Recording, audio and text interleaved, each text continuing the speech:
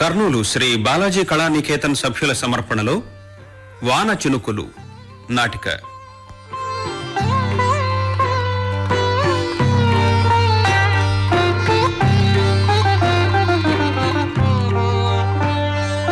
రచన కుమారి G Lakshmi Narasamma.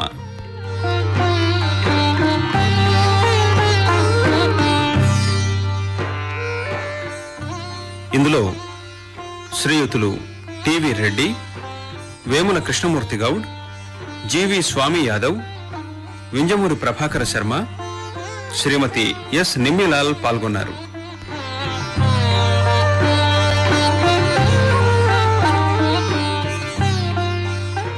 నిర్వహణ శ్రీ ఏ బాలకృష్ణ.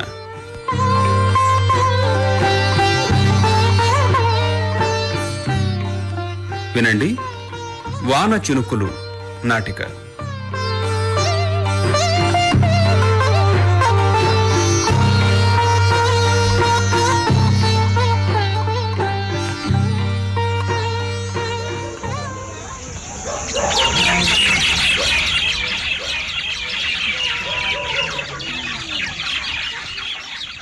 మామా మామా బారెడు పొద్దెక్కింది, ఇంకా తొంగుంటే ఎట్టా?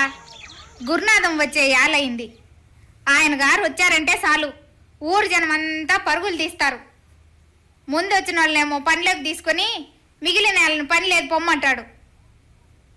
నేను ఇంతగా మొత్తుకుంటుంటే నీకు ఆ ముద్ర నిద్రేంది మామా? లే ఏందే రంగి, కోడి కూత కూసిందో లేదో కానీ నీ సోది మటుకు మొదలైంది. ఇప్పుడు నీకు సోదిలాగే అనిపిస్తుంది. ఆ గురునాథం పని లేదు పొమ్మన్నాడంటే నేను చెప్పిన మాటలన్నీ నీకు గుర్తొస్తాయి మళ్ళా. అవును రంగి, ఏం చేస్తాం, మన బతుకులు అట్ట ఉన్నాయి. సరే గాని గంజి కాసి చాలా సేపు అయినది, నువ్వు నోరు కడుక్కొనిరా, గంజి తాగి పనికి పోదాం. అట్టగేలే. ముసలయ్య, నీకు శివయ్యకు గంజి కాసి పెట్టా, వాడు లేచాక తాగండి. మధ్యాహ్నానికి బూ కూడా వండి పెట్టా, ఆ గిన్నెలో కాస్త పప్పు ఉంది, యాలకు మర్చిపోకుండా తినండి. అది కాదే రంగమ్మ, రోజు ఈ గంజినీళ్ళు ఆ కంట్రోల్ కూడా తిని నోరు సప్పబడిపోయినదే. ఇవాళ రేత్రికైనా చేపల పులు చేరాదంటే అదొక్కటే తక్కువైంది. పచ్చడి మెతుకులకే మూతి వాసిందని మేమనుకుంటూ ఉంటే నీకు చేపల కూర కావాలా? చేపల కూర ఏదో లేయ ముసలాన్ని నోరుండబట్టలేక అడిగా, దానికి అంత సీదరించుకోవాలా ఏంది? ఈలు కాదంటే పోలే. రాయే రంగి, బాలెడు పొద్దెక్కింది, ఎంతసేపు చేసినా తెగదేంటే నీ సాధానం. నాదేముందయ్యా, పద పోదాం. అయ్యో ఓయ్యా, మేము పోయొచ్చాం, పిల్లగాన్ని జాగ్రత్తగా చూసుకో. సరేలేరా, నువ్వు అంతగా చెప్పాలా ఏంది? మరి నా మామూలు ఏది మర్చిపోయినా అది మర్చిపోతానటయ్యా. మేమంతా ఒక పూట పస్తుంటే కూడా నీ చుట్టలు కాసిన రూపాయి ఇవ్వకపోతే ఊరుకోవు కదా. ఇందా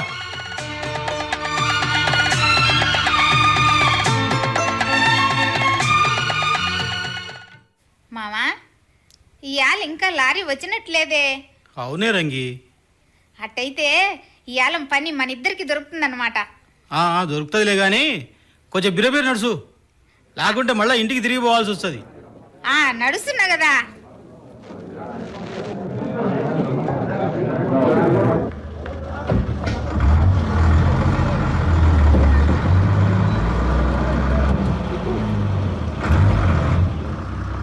ఓహో, ఏంది ఇవాళ అందరు ఇంత తొందరగా వచ్చినారు?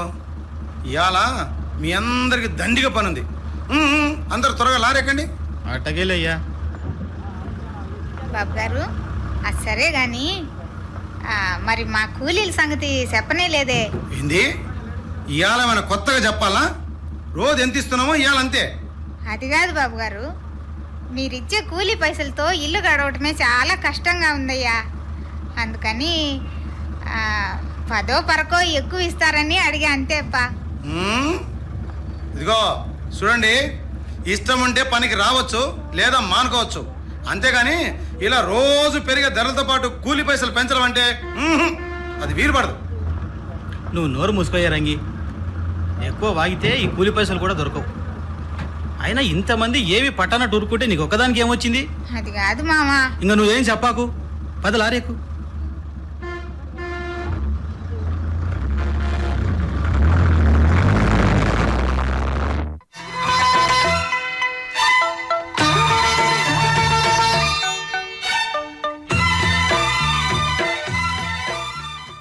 ఏంది పోలయ్యా నీరసంగా కనిపిస్తున్నావు, మళ్ళీ అట్టనే పనికి వచ్చినవే. అది కాదు గోపన్న, నిన్న రాత్రి కూడు తినలేదు, పొద్దున కూడా గంజి తాగలేదు. ఇక సత్వరమ్మంటే యానుంటొస్తా చెప్పు. ఏంటి కూడు తినలేదా? ఒంట్లో ఏమైనా సుస్థి చేసిందా ఏంది? నాకు కాదు గోపన్న, మా ఇంటి దానికి. ఏమైంది? అది కాదు గోపన్న, అది నీళ్ళోసుకుంది కదా అని పట్నంలో డాక్టర్ బాబు కాడికి తీసుకుపోతే ఆయనేమో నీరసంగా ఉంది, ఇట్టా ఉంటే పుట్టబోయే బిడ్డకు తల్లికి మంచిది కాదు, అందుకని ఈ గుళిగలతో పాటు తాజా పండ్లు కూరగాయలు తినాలన్నారు. అందుకని 2 రోజుల కూలీ డబ్బులు తీసుకొని అంగడికి వెళ్తే గుళిగలకే తక్కువ వచ్చినాయి. ఇంటి సరుకులకు పైసలు లేకపోయాయి, అందుకని 2 పూటలా పస్తుండాల్సి వచ్చా. అవును పోలయ్య, పొద్దు పొడిచింది మొదలు పొద్దు ఉనిగేదాకా రెక్కలు ముక్కలు చేసి కష్టపడినా వచ్చే కూల్ డబ్బులు సేరు టమాటాలు సేరు ఉల్లిపాయలకే సరిపోతాయి. ఇంకా మనలాంటి వాళ్ళకు మంచి తిండి తినే యోగం యాడుని చెప్పు. అంతేనంటావా? అంతే కదా మళ్ళా.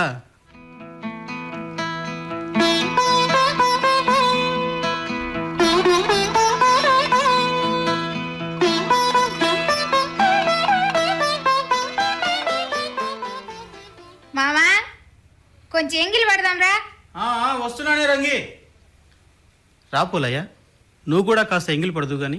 పర్వాలేదులే, నువ్వు పో.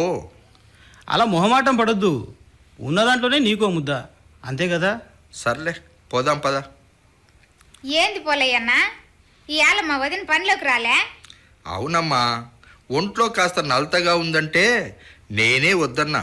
మంచి పని చేసినవులే. చూడు రంగి, మీ అన్నయ్య వచ్చేటప్పుడు గంజి కూడా తాగలేదంట. ముందు బువ్వ పెట్టు, ఆ తర్వాత ఉన్న దాంట్లో మన ఇద్దరం సర్దుకుందాం కానీ. అట్టాగే మావా. పప్పు బువ్వ కడుపు నిండా తిని ఎన్నాళ్ళయిందో. ఏంటన్నా అట్టాగంటావు? అవునమ్మా, వచ్చే కూలి డబ్బులు మీ వదిన మందుల గుళిగలకే సరిపోతున్నాయి, దానికి తోడు ధరలు చూస్తే మండిపోతున్నాయి. వచ్చే కూలి డబ్బులు కొట్టుకెళ్తే సేరు నూకలకు పిడికెడు కందిపప్పుకు చిటికెడు పసుపుకు సరిపోతున్నాయి. అవునన్నా, అందుకనే ఇవాళ పొద్దున నేను కూలీ ఎక్కువ ఇవ్వమని అడిగిన. ఇష్టమైతే రండి, లేదంటే పొండి అంటాడా ఎదవ సచ్చినోడు. అయినా మనం చేసేదేముంది, నువ్వెందుకే ఊరికే నోరు వారేసుకుంటావని నా మీరు సిరుగుళ్ళాడతాడినా. నేను అన్న దాంట్లో తప్పేమైనా ఉందో చెప్పు పోలే. ఎవరి మటుకు వాళ్ళు ఇట్ట అనుకున్న నాళ్ళు మనకి కట్టాలు తప్పవు. అట్టా నీవైనా ఈయనకు అర్థమయ్యేలా చెప్పన్నా. సర్లేయే. ఆడ సార్ కేకలేస్తున్నాడు, తొందరగా రమ్మని. పోదాం రండి. పద పద.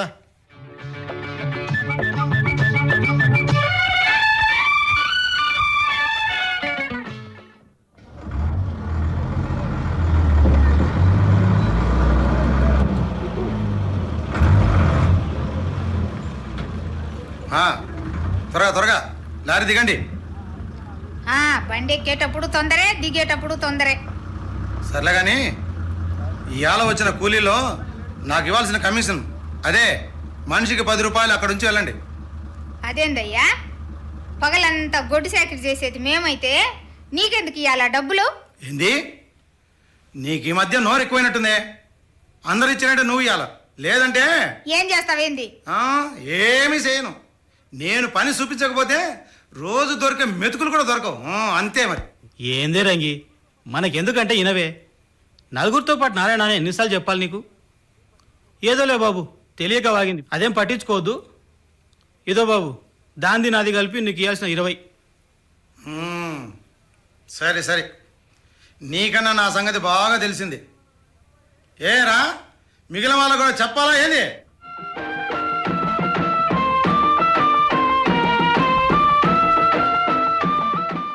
మావా, మీ అయ్య ఇవాళ పొద్దున చేపల పులుసు అడిగినాడు. ఎంతైనా వయసు పైబడే కొద్దీ పిల్లగాండ్ల మనస్తత్వం వస్తుందంట. ఆయన కోరికలు తీర్చాల్సిన బాధ్యత మందే కదా. అయితే ఇప్పుడు ఏందంటావు? ఏం లేదు మామ, ఈ పైసలు తీసుకుపోయి చేపలు కొనుక్కరా. ఈలోగా నేను పోయి మసాలా తయారు చేసుకొస్తా. అట్టాగేలే, తెస్తానులే. నువ్వు బా, ఇంటికి బా.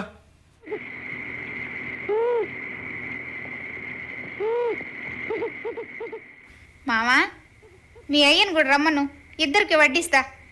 ఏంటే రంగమ్మ, నేను పొద్దున చేపల పులుసు అడిగితే సిర్రున మీదకి వచ్చావు. అయినా నాకు తెలిసే నీ మనసు ఎన్నలాంటిదని. ఎట్టాగుంది మామ చేపల పులుసు? నువ్వు చేసినాక ఇంకా అడగాలనా? బ్రహ్మాండంగా ఉంది.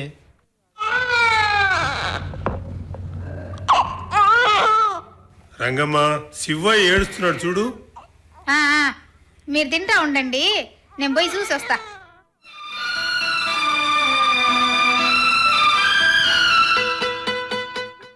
ఏ రంగి, పోదాం పదా, ఇలా చాలా పొద్దువా అప్పుడే. వస్తున్నా పద మామ. రంగమ్మ, ఈ పూట నువ్వు ఇంటికాడే ఉండకూడదు. పిల్లగాడికి సుస్థిగా ఉంది కదా, వాని డాక్టర్ గారికి చూపించకూడదు. వాణ్ణి డాక్టర్ కాడికి తీసుకుని పోదామంటే చేతిలో సిల్లు కవ్వలేదు.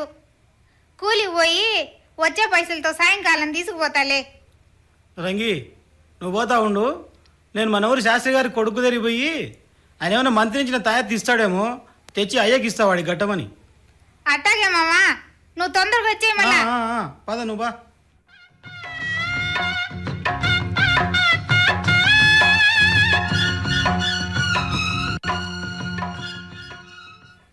రంగి, ఇదిగో నాకు వచ్చిన కూలి పైసలు. ఆ పిల్లగాని డాక్టర్ గాడికి తీసుకోపో. సరే మామా. రంగమ్మ, ₹1 ఇంటియే, నరాలన్నీ జివ్వును లాగుతున్నాయి. ఇవాళ పొద్దున్నుంచి ఒక చుట్టైనా కాల్చలేదే. అసలు నీకేమైనా అరువు ఉందా ముసలోడా?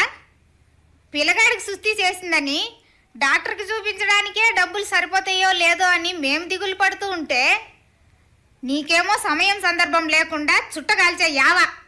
ఒరే గోపన్న, నువ్వన్నా చెప్పరా సుట్టకొ₹1 ఇవ్వమని.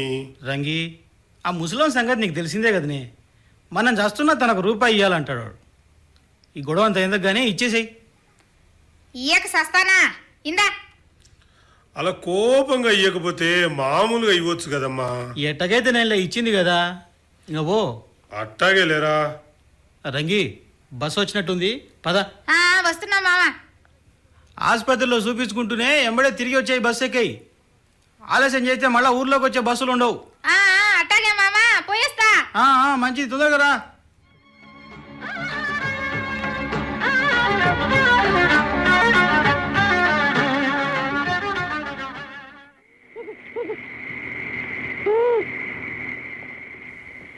రంగి, ఏమన్నాడే ఆ డాక్టర్ బాబు? అదేదో మాయదారి జ్వరం అంట. దాని పేరు నాకు గుర్తుకు రావడం లేదు. ఏం జ్వరం అంటనే? ఏదో విష జ్వరం అంట. ఇంతమంది ధనవంతుల పిల్లలున్నారు, వాళ్ళనందరినీ కాదని ఈ మాయదారి జ్వరం నా కొడుకే వచ్చిందా? ఇలా రావాలని రాసి పెట్టిందా? ఆ జ్వరానికి ఏం తెలిసే, ధనవంతుల పిల్లోడో బీదోళ్ళ పిల్లోడో. సర్లే కానీ డాక్టర్ బాబు ఏమన్నా గుళికలు రాసిచ్చినాడా? అవును మామ, ఒక్క గుళిక ₹5 గుళికలు రాసిచ్చిండు. పూటకొక్కటి వాడితే తగ్గిపోతుందన్నారు. ఏదే రంగమ్మ, ఆ పిల్లగాన్ని లైవు. పట్టయ్యా, నేను వెళ్ళి బువ్వ వండొస్తా. బువ్వ నేను వండినానులే రంగమ్మ. నువ్వు వాడెళ్ళి ఒక ముద్ద తిని తొంగండి. కోడి కూత మొదలు పొద్దుగూకే వరకు నడుము వాల్చకుండా పనిచేసినారు. నువ్వు తిన్నావయ్యా? నాదేముందిలే, నేనేం కాయ కష్టం చేస్తున్నా ఏంది, గంట కొట్టినప్పుడల్లా తినాలని. అదేంటయ్యా అట్ట అంటావు?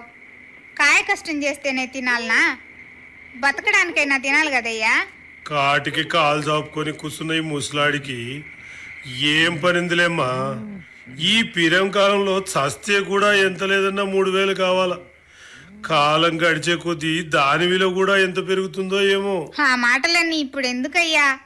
ఇంట్లో ఓ పెద్ద దిక్కు ఉంటే మాకు కూడా కాస్తో కూస్తో ధైర్యంగా ఉంటుంది కదా. సర్లే కాని పొద్దున్నే ఏ కుజామున పోవాలా. ఇంకా నువ్వు వెళ్ళమ్మా. అట్టాగెళ్ళయ్యా, కానీ నీవు మాత్రం బువ్వ తిని పండుకో. వెళ్ళొస్తా. ఆ.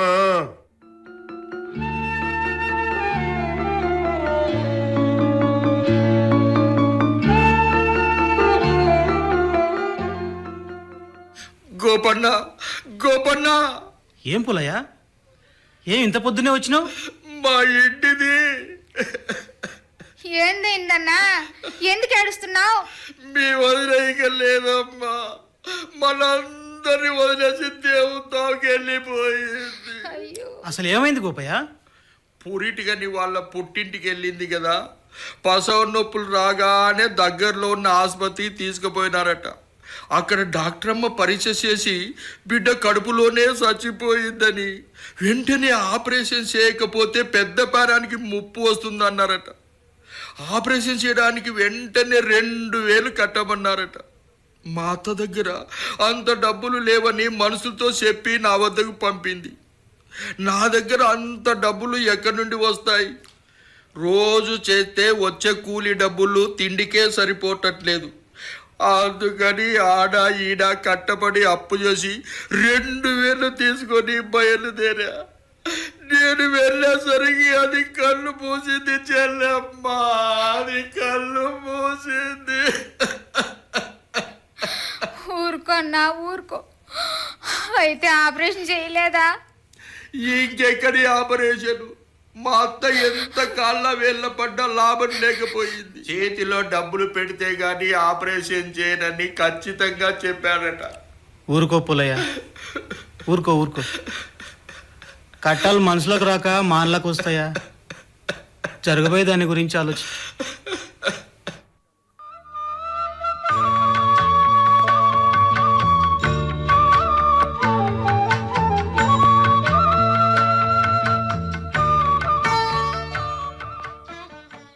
మావా, ఈ కాలంలో తల్లి కడుపులోంచి భూమి మీద పడాలన్నా, భూమి మీద నుంచి సెలవు తీసుకొని దేవుని కాడికి వెళ్ళాలన్నా డబ్బులు కావాలా? కాలం మారినా మన బతుకులో ఎలుగు మట్టుకు రాదే. ఏం చేస్తాం, అంతా మన తలరాత. అట్టా అనుకోబట్టే మామ మనం పచ్చడి మెతుకుల కోసం మొగం వాచేలా ఎదురు చూస్తున్నాం. గురునాథన్ లాంటి నోరు గడుస్తున్న వారిదే రాజ్యం. మనం బతకటం కోసం వాళ్ళ చుట్టూ తిరుగుతున్నాం. ఈ కూటికి రాని మాటలకేంటి కానీ మీకు పనికి ఏలైంది, ఇలా పోరాయింది. అవునే రంగి, మాటల్లో పడి పొద్దు కనపడలే. పోదాంపా. పిల్లగాన్ని జాగ్రత్తగా చూసుకోయ్యా. ఆ గులిగలు మర్చిపోకుండా మధ్యాహ్నం వెయ్యి. ఇదిగో ఇయ్యా నీ సుట్టకు కావాల్సిన రూపాయి. ఏమిట్రా ఇవాళ అడగకుండా ఇచ్చావు? నువ్వు అడిగినా అడక్కున్నా తప్పదు కదా, పటు.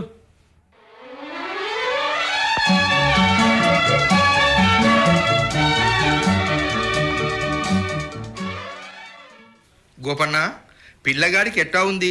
జ్వరం తగ్గిందా? చాలా మటుకు నయమైనట్టే, ఇంకా కొంచెం నీరసంగా ఉన్నాడు.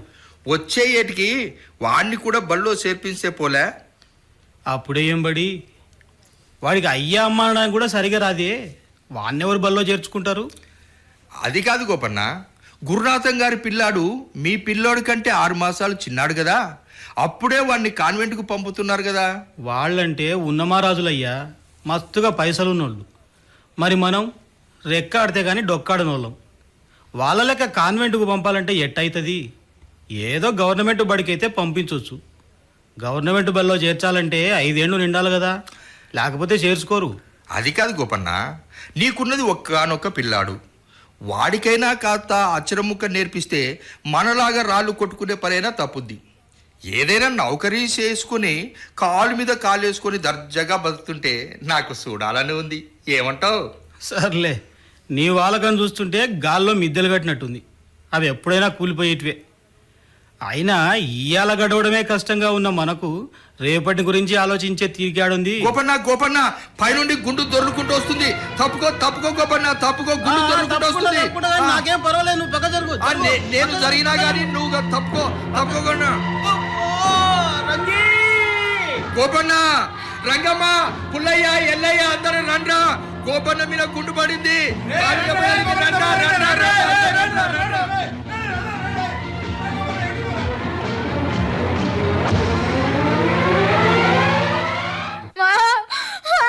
ఎంత ఘోరం జరిగిపోయింది మామా. రంగమ్మ, నువ్వు ఊరుకో. రంగమ్మ, నువ్వు ఊరుకో. గోపన్నకి ఏమి కాదు, నువ్వు ఊరుకో. ఒరే ఒరే, వెంటనే ఆసుపత్రికి తీసుకుపోదాం. పదండ్రా పదండ్రా పదండ్రా పదండ్రా పదండ్రా.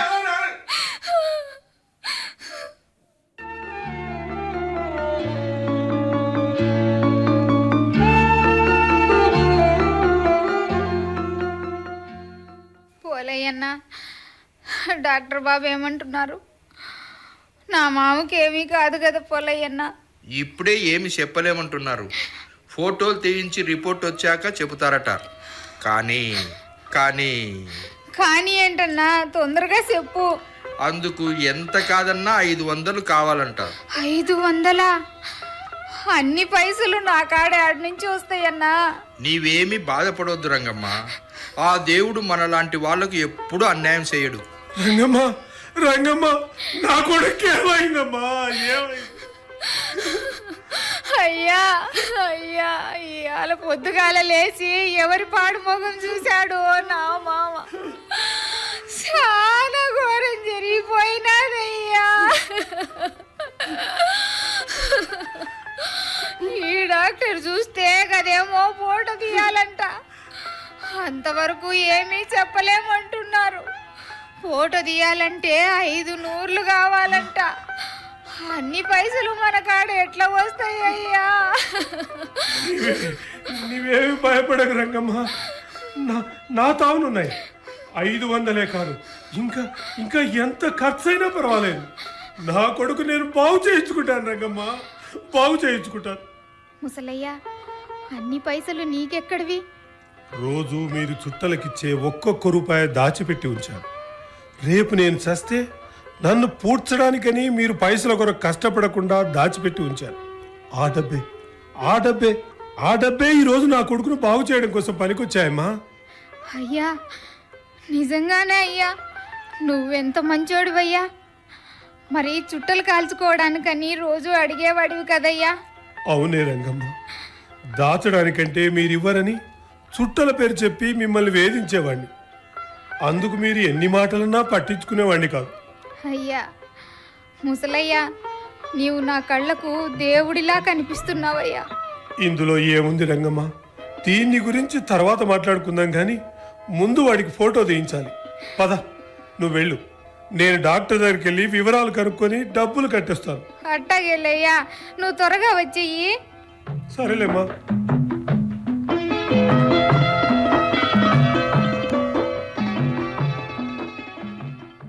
రంగమ్మ, డాక్టర్ బాబు పిలుస్తున్నాడు. సుబ్బయ్య మామ లేడా? లేన్నా, టీ తెస్తానని హోటల్కి పోయినాడు. వస్తే ఓ పారెళ్ళి డాక్టర్ బాబుతో కలవాలంట. రిపోర్టు గురించి మాట్లాడాల్సి ఉందట. సరే అన్నా, అట్టాగే.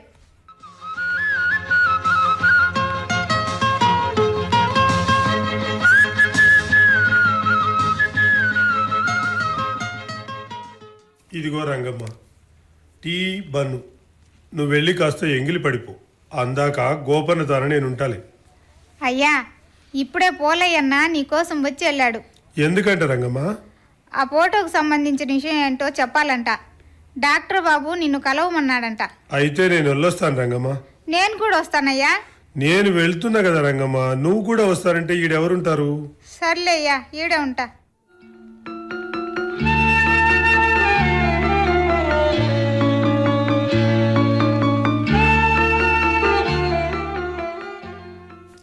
రంగమ్మ, ఏమీ భయపడాల్సిన పని లేదన్నారు డాక్టర్ బాబు. చిన్న ఆపరేషన్ చేస్తే కాళ్ళు సర్దుకుంటాయట. కానీ అయ్యా, నా మామ ఇంతవరకు మూసిన రెప్ప తెరవనే లేదు. నాకు చాలా భయంగా ఉందయ్యా. భయపడాల్సిన పని లేదు రంగమ్మ. అంత పైనుంచి కింద పడ్డం వల్ల బెంబేలెత్తిపోయాడట. అందుకని మూసిన రెప్ప తెరవలేదు. డాక్టర్ బాబు ఈ గుళిక ఇచ్చాడు. దీన్ని వేసిన గంటకే తేరుకుంటాడట. సరే అయ్యా, ఆపరేషన్ అంటే చాలా పైసలు ఖర్చు అవుతాయి కదా. పైసల గురించి నువ్వు బెంగ పెట్టుకోవద్దు, అవన్నీ నేను చూసుకుంటలే.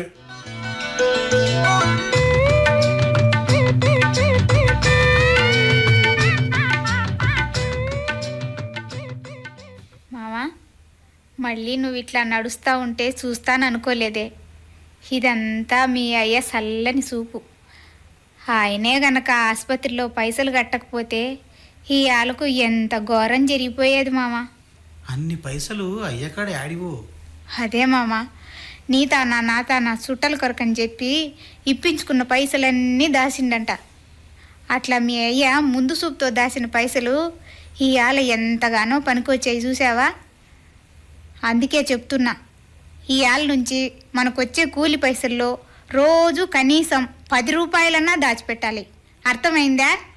నువ్వు చెప్పిన విషయం యానాడన్నా కాదన్నా అన్న రంగి అట్టాగే కూడబెడదాంలే. ఏంటి గోపన్న, ఇప్పుడు నీ ఆరోగ్యం బాగుందా? బాగుండాది పోలయ్యా. రా ఇట కూకో. ఏంది అలా కూలి పనికి పోలేదా? ఇయాలేంటి, మన ఊళ్ళో వారందరూ కూలికెళ్ళగా 4 దినాలైంది. ఏంటి 4 దినాలైందా? అట్లయితే ఇల్లు ఎట్లా గడుస్తున్నాయబ్బా? ఇయాల ఇల్లు గడవటం గురించి చూసుకుంటే మన బతుకులు బాగుపడేది ఎప్పుడు? అదేంటి పోలయ్యా అట్టగంటున్నావు? అవును గోపన్న, నీవే ఆలోచించు. మనకొచ్చే కూలి పైసలు ఒక్క పూట కూటికే సరిపోవటం లేదు. ఇంకా 2 పూటలు గడవాలంటే యాడికి పోవాలి? అది అట్టా ఉంచు. మన రక్తాన్ని చెమటగా మార్చి కష్టపడే వాళ్ళం మనమైతే ఆ గురునాథన్ లాంటి వెధవులు ఇక్కడ మన కడుపులు కొడుతూ అక్కడ వాళ్ళ దగ్గర కమిషన్లు కొడుతూ 2 తరాలకు సరిపడేంత సంపాదిస్తున్నారు. అందుకని మేమందరం కలిసి ఒక నిర్ణయానికి వచ్చాం. ఎవడో వేరే వాడికి బదులు మన అందరిలోని వాడే ఒకడు పెద్దగా ఉంటే మన కష్టాలు ఎరిగిన వాడు కాబట్టి ఆ యజమానుల తానకెళ్ళి మన అందరి గోడు గురించి ఎంతో కొంత మేలు చేస్తాడని, మన అందరిలో ఎంతో కొంత చదువుకున్నవాడు వెంకయ్య కాబట్టి వాని నాయకుడిగా ఎన్నుకున్నాం. అట్టనా? అట్టయితే నాకు తెలియని విషయాలు చాలా జరిగిపోయినాయి అన్నమాట. అయితే అంతేకాదు గోపన్న, నీకు జరిగిన ప్రమాదం గురించి వెంకయ్య అయ్యగారితో మొరపెట్టుకోవడంలో నీకు ఆసుపత్రి కొరకు అయిన ఖర్చులన్నీ ఆయనే భరిస్తారని చెప్పాడట. అట్టగా పోలయ్యా? అయ్యగారు ఎంతో మంచోళ్ళ ఉన్నాడే. ఏంటి పోలయ్యన్నా ఇప్పుడేనా వచ్చింది? నేనొచ్చి చాలాసేపు అయింది. నీ కొరకే చూస్తున్నా. నా కొరకా? ఎందుకన్నా? అవునే రంగమ్మ, ఈ ఊరి ఆడకూతుర్లో కాస్తో కూస్తో ధైర్యం ఉన్నదాని నువ్వే కదా. అందుకే వాళ్ళందరూ కలిసి నిన్ను నాయకురాలుగా ఎన్నుకున్నారు. ఏంటి పోలయ్యన్నా నువ్వు చెప్పేదేంటో నాకేంటి అర్థం కావడం లేదు. నేనేంటి నాయకురాలు కావడం ఏంటి? నీకేంటమ్మా తక్కువ?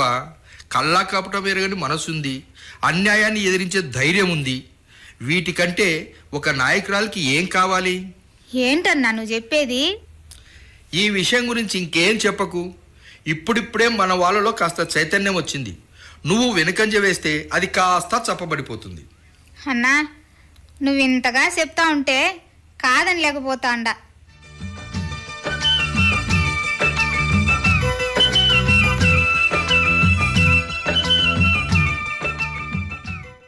రంగి, ఏం మావా? మనకు కూడా ఇంత మంచి దినాలు వస్తాయని కల్లో కూడా అనుకోలేదు కదే. అవును మామ, ఇప్పటికైనా అర్థమైందా? మనం అందరం కలిసి ఒక్క మాట మీద ఉంటే ఎంతటి ధనవంతులైనా మనకు లొంగిపోవాల్సిందే. నువ్వు చెప్పేది నిజమే రంగి. అయినా నీ ఒక్కదాని వల్ల ఏమైంది? ఆనాడు నీ మాట ఎవరినిపించుకున్నారు? కానీ ఈనాడు పరిస్థితులు మారడంతో నీ మాటే వేదం అంటున్నారు. అవును రంగమ్మ, మన ఊరి వాళ్లలో కలిగిన చైతన్యం వల్లే ఈనాడు అందరం 3 పూటలా కడుపు నిండా తినగలుగుతున్నాం. మన పిల్లలు మన ఊర్లోనే బడికి వెళ్తున్నారు. మన ఊర్లోనే ఒక ఆసుపత్రి కూడా నిర్మించారు. కానీ మనలో స్వార్థం లేనంత వరకు మన బ్రతుకులు బాగునే ఉంటాయి. అది సరే గాని రంగి, నువ్వు చెప్పినట్టే మనకు వచ్చే కూలి పైసల్లో రోజు కొంత దాచిపెడదామని అనుకున్నాం కదా. అది ఈ ఊళ్ళో అందరితో చేయిస్తే బాగుంటుంది కదనే, ఏమంటావు? నువ్వు చెప్పింది నాకు అర్థమైంది మామ. అందుకే ఈ ఏళ్ళ నుంచి పైసలు దాచిపెట్టడం ఎంత మంచిదో ఊళ్ళో అందరికీ తెలియజెప్పే ప్రయత్నం చేద్దాం. అదెట్లాగే రంగి, కాస్త చెప్పవా? నేను కూడా దాంట్లో సాయం చేస్తా. చూడు మామ, వాన కురిసేప్పుడు పడ్డ ఒక్కొక్క చినుకు కలుస్తేనే కదా వంకలు నిండుతాయి. ఆ వంకలే పారుతూ నదుల్లో కలుస్తాయి. అట్లా నదులు నిండాకే కదా ఆ వెళ్ళి సముద్రంలో కలుస్తాయి. అట్లాగే ఈ ఏళ మనం దాచిపెట్టిన ఒక్కొక్క పైసా పెరిగి రేపు పొద్దున ఓ పెద్ద మొత్తం అవుతుంది. ఇలా కూడబెట్టిన పైసలు మన పిల్లల చదువులకు, ఆడపిల్లల పెళ్లిళ్లకు, ఇంకా ఎన్నో అవసరాలకు పనికి వస్తాయని మన ఊరి జనాలందరినీ ఒప్పించి వాళ్ళ చేత ఎట్టాగైనా పొదుపు చేయించాలి మామ. అటనేలే, ఇయాలనే ఆ పని మొదలెడదాం. సరే పద మామ.